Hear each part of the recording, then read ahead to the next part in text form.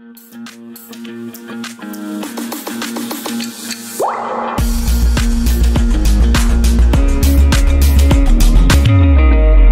evening, all of you. So today we are going to solve a sample paper, and that is of RMS 2019 Social Studies portion. So let's continue. Ariana, you are going to read first question.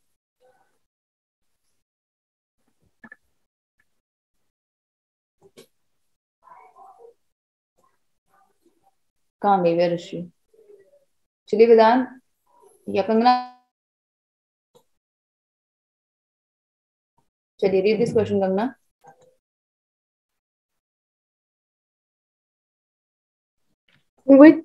In which year was the first cotton mill set up in India? 1837, 1734, 1866, 1854. 1764 was it, not 34, 1764. हाँ जी, what is the correct answer? I think A. A. Saket, क्या है correct answer? Ma'am, 1854. 1854, okay. Fine, 1854 is the correct answer. So first Indian cotton mill, the Bombay Spinning Mill, it was set up in 1854. चलिए जी, next question is Saket, आप ही read करेंगे. Yes, ma'am. Which word refers to the more than one level of government in the country? Fine, we have done this topic. Continue. Parliament, form of government. B. Separation of power. C. Sovereignty. D. Federalism. I think federalism. I think or sure? Santusht? Ma'am, sure. Sure. ये संतोष, आपका क्या option है? No, ma'am, federalism wrong है. Wrong है? अभी ये sure हो रहे थे. नहीं मैम, Yes, नीति? wrong है. Ma'am option C. C sovereignty, क्या बात है. अभी टॉपिक करा है हमने लास्ट वीक ही. हाँ जी Vedant, Tomar.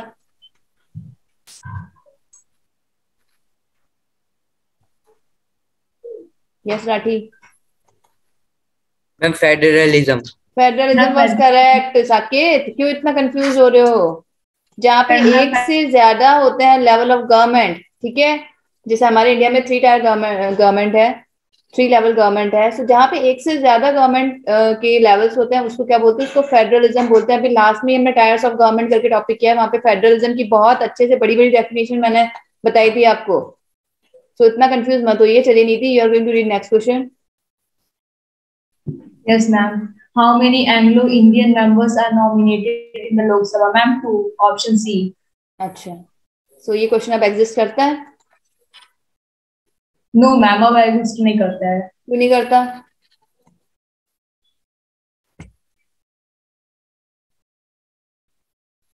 You can take help from the side. Yes, ma'am, क्योंकि 104th amendment के द्वारा कॉन्स्टिट्यूशनल अमेंडमेंट के द्वारा इसको हटा दिया गया था. Yes, this system has been abolished by the 104th Constitution Amendment Act 2019. इसके बाद ये जो 2 एंग्लो इंडियन लोकसभा में जो नॉमिनेटेड होते थे बाय प्रेसिडेंट, वो अब जो प्रोविजन है वो हटा दिया गया है.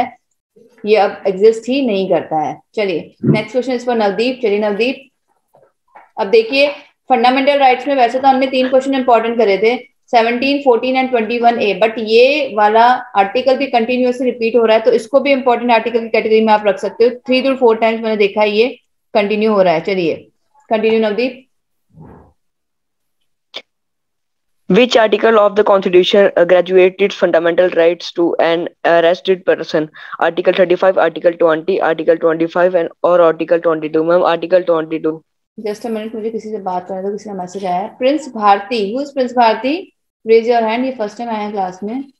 Prince Bharti, raise your hand. हाँ जी प्रिंस. यस बच्चा. Yes ma'am. हाँ जी बोलो. ये पीछे इतने सारे लोग बैठ करके क्या कर रहे हो आप लोग? एक साथ मिलकर क्लास अटेंड करो. आई एम नॉट गेटिंग, क्या हो क्या रहा है? एनी हाउ, चलिए. सो क्या आंसर था नवदीप आपका? Ma'am option D 22. Option D 22. Okay Kangana. Ma'am option D. Option D. Okay, so option D 22 में क्या है? Protection against arrest and detention in certain cases. अब जब किसी इंसान को अरेस्ट किया जाता है तो उसके पास कौन से 3 लीगल राइट्स होते हैं, सॉरी 3 फंडामेंटल राइट्स होते हैं? कौन बताएगा? We have discussed this in deeply, very deeply. Manch, what's your name? I'm Manshi Duvanshi. Manch Duvanshi. Do you know answer of this question? Gajendra. कौन कौन से राइट होते हैं? Ma'am protection against arrest and detention in certain cases. क्या होंगे इसमें? No one person who is arrested shall be detained in custody without legal information. ये reading करने का मन थोड़ी बोला, मैंने आपको 3 राइट्स पूछे हैं कौन कौन से होते हैं. तो फर्स्ट इज बीइंग इन्फॉर्म्ड. उसको बताया जाएगा कि उसको किन किन क्या रीजंस है, कौन कौन से ग्राउंड्स है जिसकी वजह से उसे अरेस्ट किया जा रहा है. सेकंड थिंग, उसको ये बताया जाएगा कि he can concern with the legal practitioner of his choice. अपने पसंद के वकील से उसे परामर्श करने का अधिकार दिया जाएगा. And the third is 24 hours, with in 24 hours उसे नियरेस्ट मजिस्ट्रेट के सामने पेश किया जाएगा. ये 3 उसके राइट है आर्टिकल 22 में. सो एक अरेस्टेड पर्सन के पास, किसी को भी अरेस्ट किया जाता है उसके पास ये कुछ राइट्स हैं. फर्स्ट राइट क्या है कि उसको इन्फॉर्म किया जाएगा ऑन विच ग्राउंड ही और she has been arrested. Legal practitioner of his choice उससे कंसर्न कर सकता है. थर्ड 24 आवर्स के अंदर उसको नियरेस्ट मजिस्ट्रेट के सामने पेश किया जाएगा. चलिए बॉर्गोवे, read this slide.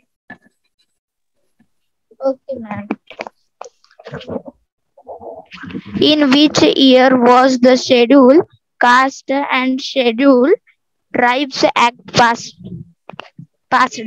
Option A 1980, option B 1989, option C 1971, option D 1974. क्या है correct answer? Ma'am, I think 1980 option A, ma'am. Option है. ओके, चलिए. अब आपने जहाँ पे भी एक्ट्स के करे थे, आपने ईयर्स मेंशन करे थे, वहां पे अब इसको भी एक मेंशन कर दीजिए उसी सेम पेज पे. 1989 नॉट 1980 बॉर्गोवे. ठीक है. So the scheduled caste and the scheduled tribes prevention of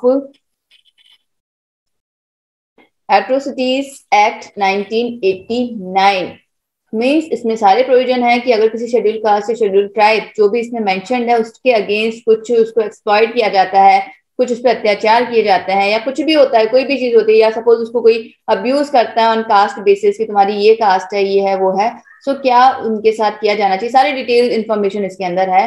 सो 1989 जैसे हमने डोमेस्टिक वायलेशन एक्ट देखा था, आरटी देखा है, आरटीआई देखा है, शारदा एक्ट देखा था, डावरी एक्ट देखा था. सो जहां पे जिस पेज पे आप ये सारे एक्ट्स की डेट और ईयर मेंशन कर रहे हो, सॉरी ईयर डेट नहीं, ईयर मेंशन कर रहे हो, वहां पे आपने ये इसका भी ईयर मेंशन कर देना है. This is 1989. चलिए प्रिंस भारती आप रीड करोगे next question. This is D के बच्चा, सोशल स्टडीज.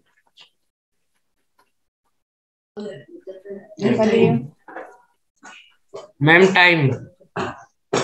पहले रीड तो करो बच्चा. आपने नहीं देखा बाकी बच्चे कैसे रीड कर रहे हैं? Which factor determines Determines thickness of soil profile, leaf time, panicked rock. climate and parent rock. बच्चा इतनी पुअर रीडिंग.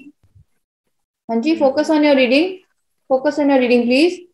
चलिए, सो द करेक्ट आंसर, कौन सा फैक्टर डिटरमाइन कर रहा है thickness of soil? So thickness of soil कौन determine करता है? जैसा कि इन्होंने हमें बताया अभी प्रिंस ने, time actually determines the thickness of the soil profile. The correct answer for this question is time. चलिए जी, नेक्स्ट क्वेश्चन इज फॉर एक और न्यू स्टूडेंट था, मंच. चलिए आप रीड करेंगे मंच. Which source of energy known as buried sunshine? Option A petroleum, option B coal, option C firewood, option D nuclear gas. Yes, किसको कहा जाता है? Ma'am, I think coal. Coal. Okay fine. Gajendra चलिए रीड दिस स्लाइड. क्यों कहा जाता है कोल को? The coal which we are using today was found million of years ago when giant pumps and swamps got buried under the layer of earth. Coal is therefore referred to as buried sunshine. ठीक है, so this is the Electricity reason from कि इसको क्या कहा जाता है, electricity from coal is called thermal power. ये मैंने ऐसे ही एक्सट्रैक्ट ऐड कर दिया था। चलिए जी, अब हमने सारे एटॉमिक पावर स्टेशंस मैंने इसमें ऐड कर दिए हैं, बट फिलहाल के लिए चलिए इसको रीडिंग कौन करेगा? नीति रीड करेंगे। नीति रीड करिए। Yes, ma'am. In which state is Tarapur nuclear power station Tarapur, located? This is Tarapur. हाँ, Tarapur nuclear power station located. Option A Rajasthan, option B Tamil Nadu, option C Maharashtra, option D Karnataka. So Tarapur, ma'am Rajasthan. Very good. Rajasthan में कहाँ से आ गया? Maharashtra is the correct answer for this question. Anyhow, अब देखिए आपके यहाँ पे मैंने कुछ न्यूक्लियर इंपॉर्टेंट जो न्यूक्लियर पावर प्लांट्स है वो मैंने यहाँ पे ऐड कर दिए, आप देख सकते हैं। देखिए तारापुर महाराष्ट्र हो गया आपका, अगेन तारापुर महाराष्ट्र है। दूसरे और भी यहाँ पे है, Madras atomic power station is Tamil Nadu. Then एक और आपका आता है Kudankulam is in Tamil Nadu also. Narora आता है, एक इंपॉर्टेंट है। तारापुर इंपॉर्टेंट है एग्जाम के पॉइंट ऑफ व्यू से। एक Narora atomic power station is also important, this is in UP. And Kakrapar in Gujarat. So ये फ्यू मैंने ऐड कर दिए हैं इसमें, आप देख लीजिएगा इस लिस्ट को। I will share this PDF on the Google classroom, so यहाँ पे आप देख लीजिएगा। चलिए जी, नेक्स्ट क्वेश्चन इज फॉर, किसका टर्न नहीं आ रहा है? Raise your hand. चलिए Krishna, read this slide. Okay, ma'am. The number of people living in a unit area of Earth's surface is known as A. Population distribution density, C. Population growth change, D. नहीं, A option population distribution, B population density. ये इधर हो गया थोड़ा सा। चलिए continue. Okay, ma'am. B. Population, D. Ma'am ये A population distribution, आप ध्यान ही नहीं दे रहे हो, मैंने रीड करा है अभी। फर्स्ट ऑप्शन क्या है? Population distribution. B population density, C population growth change and C population growth, C and D population change. So क्या है correct option Krishna? Ma'am population growth. No. Anyone? Yes Gajendra.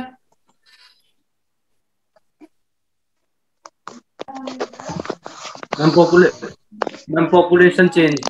नहीं, ये आपके सोशियोलॉजी का टॉपिक है। Population या डेमोग्राफिक डिवाइडेड हम कहेंगे, ये टॉपिक हम करेंगे अभी क्लास में। चलिए वेदांत, आप रीड करेंगे, स्लाइड रीड करिए। Yes ma'am. Ma'am slide show नहीं हो रही है ma'am. Slide I have change, देखो।